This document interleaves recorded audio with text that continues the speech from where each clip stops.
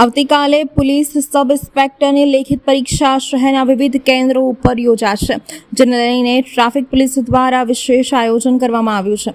Gujarat police ભરતી board Gandhinagar દ્વારા બિન હથિયારી પોલીસ સબ ઇન્સ્પેક્ટરની લેખિત પરીક્ષા આવતીકાલે વડોદરા શહેરના વિવિધ પરીક્ષા કેન્દ્રો ઉપર યોજાનાર છે, જેમાં ગુજરાતના 4 સેન્ટરો પર લેનારી પરીક્ષામાં 300 જેટલી જગ્યાઓ પર 21,000 જેટલા પરીક્ષાર્થીઓ પરીક્ષા આપશે. વડોદરા ખાતે 70 જેટલા સેન્ટરો પર પરીક્ષા યોજાનાર છે. પરીક્ષાર્થીઓએ રેલવે સ્ટેશન, એસટી ડેપોથી સેન્ટર સુધી આવવા જવા માટે કોઈ પ્રકારની મુશ્કેલી ન પડે તે માટે વડોદરા શહેર પશ્ચિમ ઝોન ટ્રાફિકના એસીપી ડી.એમ. વ્યાસે રિક્ષા એસોસિએશનના આગેવાનો સાથે સંકલન કર્યું હતું. પોલીસ સબ ઇન્સ્પેક્ટરની લેખિત પરીક્ષા માટે પરીક્ષાર્થીઓને પરીક્ષા કેન્દ્ર પર સમયસર આવવા લઈ જવા માટે 50 જેટલી ઓટો રિક્ષા સ્ટેન્ડ બાય રાખવામાં આવી છે, જે પરીક્ષા થશે તે કેન્દ્રો ઉપર સમયસર પહોંચાડશે.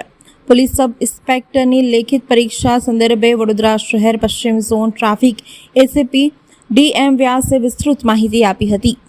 આવતીકાલે 13 તારીખે પોલીસ ભરતી બોર્ડ દ્વારા 300 પીએસઆઈની જે ભરતી છે એ પીએસઆઈની ભરતીની કાલે પરીક્ષા છે અને એ લગભગ 21,000 જેટલા પરીક્ષાર્થીઓ વડોદરા સેન્ટરની જે 70 કેન્દ્રો છે એની પરીક્ષા આપવા આવનાર છે. જે એમને સૂચનાઓ આપવામાં આવી છે પરીક્ષાર્થીઓને, તે મુજબ એ લોકોને 7 વાગ્યાથી પરીક્ષા કેન્દ્રની અંદર એન્ટ્રી લઈ લેવાની રહેશે.